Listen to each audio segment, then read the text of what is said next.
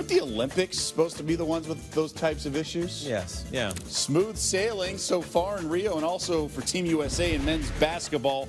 Another easy victory tonight, this one over Venezuela. And it was also a milestone night for Carmelo Anthony. Passed Michael Jordan for third on Team USA's all-time scoring list. Also passed David Robinson and LeBron James for the most all-time games in Team USA Olympic history, 25th.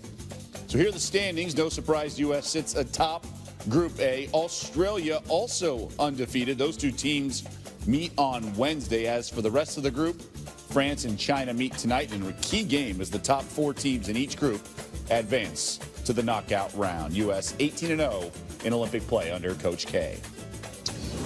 Also news for one of the current Olympians, Kevin Durant, may not feel that much love ahead of Valentine's Day. Mark Stein reporting KD's first game back in OKC will be February 11th. The full NBA schedule is expected to be released within the week. Well, coming up on Sports Center, Doug already told you what Carmelo did on the court. We're waiting till you hear what he does off the court. He goes face-to-face with Hannah Storm. You know, another really good basketball team that wears stars and stripes, the U.S. women. The rest of the world must be catching up to them. They only won by 40 today. A mere 103-63 win. That's coming off a 65-point margin of victory against Senegal. Spain kept it a little bit closer. Their head coach, Gino Auriemma, earlier tonight on SportsCenter with our Lindsay Zarniak. When Lindsay asked him, what's the biggest obstacle you've faced so far? You probably had to think a while before answering this one. Biggest challenge is how do I get all these players into the game. Trying to work in 12 players in a 40-minute game is not easy, believe me. Every time I look down the bench, I got a couple of them looking at me like, hey, what's up? How about me? So trying to manage that, it's been difficult. If that is your biggest problem, you have no problems. The women have won their first 2 games by a combined 105 points. They've cracked the 100-point threshold in back-to-back games for the first time since Athens in 2004. Meanwhile, the men pulled out a 44-point win after entering, as I said, the second quarter tied at 18 with Venezuela. You're the first basketball player to represent the USA in 4 Olympic Games. Yeah, don't remind me. Does that make you feel old? When you think about it. None of your contemporaries are doing it. You know, no. LeBron's not here, and Kobe and Dwayne Wade. They didn't, and you did. Why? Yeah, I enjoy it. I like it. I enjoy learning about different players, personalities, not just the basketball players, but as people. And I feel like I'm kind of that bridge, that gap, you know, between the veterans and the young guys that's a part of the team. You are, in many respects, the face right now of social activism this summer, in the wake of everything that has happened. I didn't plan it to be like that. It wasn't a plan. It's just something that happened. Like it was very authentic. It was very genuine. Because I could have spoke out plenty of times of other things that's been going on, but a lot of times you just want to wait, and just see what comes natural. I know that you spent some of your childhood in Baltimore. You marched in the Freddie Gray protest. You had been involved in ads for gun control, but you had never gone to the extent that you did with your Instagram post. Yeah. What is it that sparked that particular moment where you sat there privately and said, you know what, I just can't help it, I have to say something? I really don't know. I was watching the news and I just got tired of seeing it, and I'm just like started typing and before you know it, that Instagram post went up. Why do you think that it resonated with so many people? I think people were surprised at the fact that an athlete of my stature stepped up to the plate and said something. A lot of times with athletes, we are kind of afraid sometimes of speaking out on different issues, and I think it's the platform for us to say something. We needed our voice to be out there. The urgency to create change is at an all-time high. You were the impetus, the opening of the ESPYs. What were those conversations like as you brought LeBron and Dwayne Wade and Chris Paul to the stage? Well, it was, I mean, we have a group chat, and, you know, they actually was like, we need to do something. Like, Melo, you called us out. You know, we have your back. We support you. We need to figure this out. You also, with some of your Olympic teammates, to continue the conversation, or maybe start the conversation, right, in LA, you had a forum. Who was there, and what do you think was accomplished? Well, both men and women USA basketball teams was there.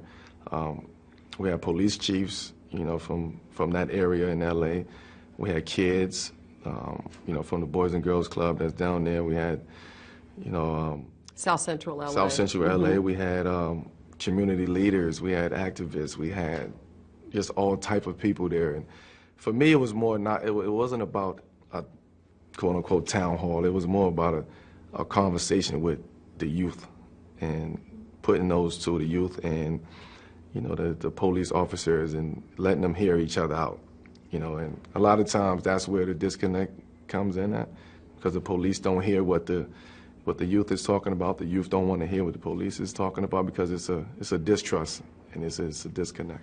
What were both sides saying? What did you take away from it and say, wow, this group learned this? I was more like educated at the fact that some of the officers that was there was like, we've never heard this before. We embrace kind of these conversations. We want more of these conversations. We need more of these conversations. So I was more kind of shocked that they didn't know, and the stories that was being told to the police, you know, about some personal stories, police brutality thing. I had a couple guys, a kid in my group who just was shot by police a couple weeks before that.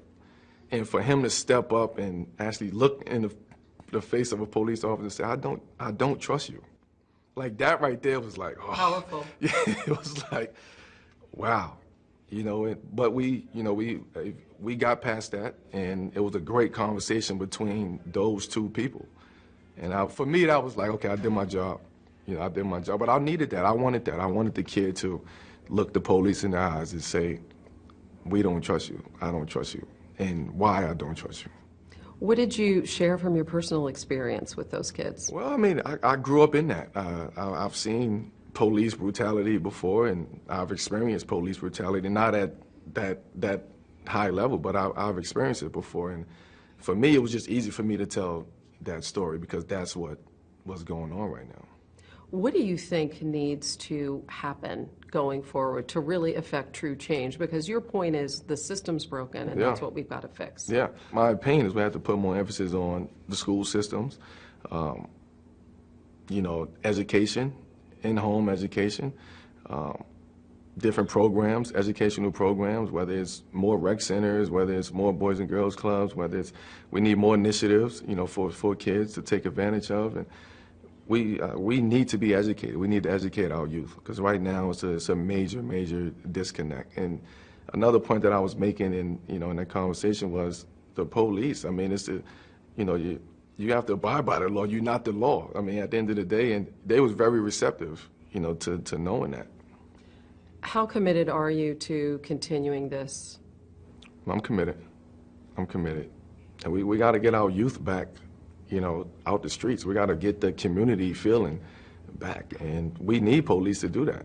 I mean, we need them to protect and serve, but we also need them to kind of build these bonds back into the community because it's lost right now. How familiar are you as you go into the Olympics with the Black Power salute, with what Tommy Smith and John Carlos did? I'm very aware of that. That's a very powerful image. I actually have that picture. As soon as you walk in my house, I have that picture there. Really? Yeah, and this was way before any of this was going on. But I just look at that moment and the way that they seized that moment.